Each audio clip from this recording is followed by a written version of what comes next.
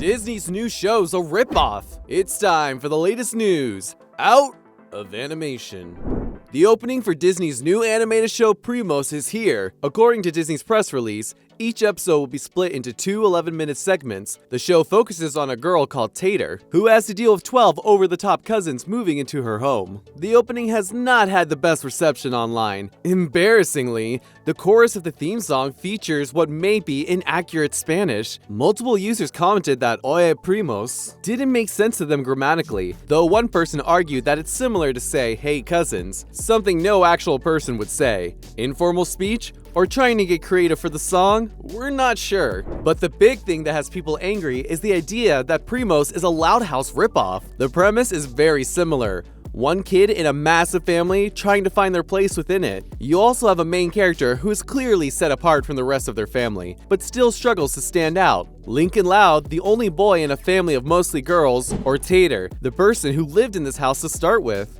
Even the story editor, Carla Saka Shropshire, used to be head writer for The Loud House. You can certainly see why viewers would be suspicious. Notably, a Hispanic Loud House show already happened. The Loud House tried exactly that premise for its spin-off, The Casagrandes, focusing on Ronnie Ann and her family. It doesn't help that since Primos is simply the Spanish word for cousins, the Casagrandes theme song features the name of this new show. What's really bizarre though is that Primos isn't Disney's only attempt at a Latinx Loud House. Multiple fans drew comparison to Stuck in the Middle, a live-action Disney sitcom starring Jenna Ortega that also focused on the idea of growing up in a large family. In that case, they spiced things up by making the main character a genius inventor. In fact, the success of Stuck in the Middle may have been what caused Disney to greenlight Primos. Showrunner Natasha Klein first pitched the idea back in 2017, but was turned down. Stuck in the Middle began airing in 2018, ending in 2020, and 2020 is when Primos was approved to enter production. While that's not definitive proof, the timeline fits extremely well. And it's won a strong contingent of fans already. While the similarities to The Loud House are hard to deny,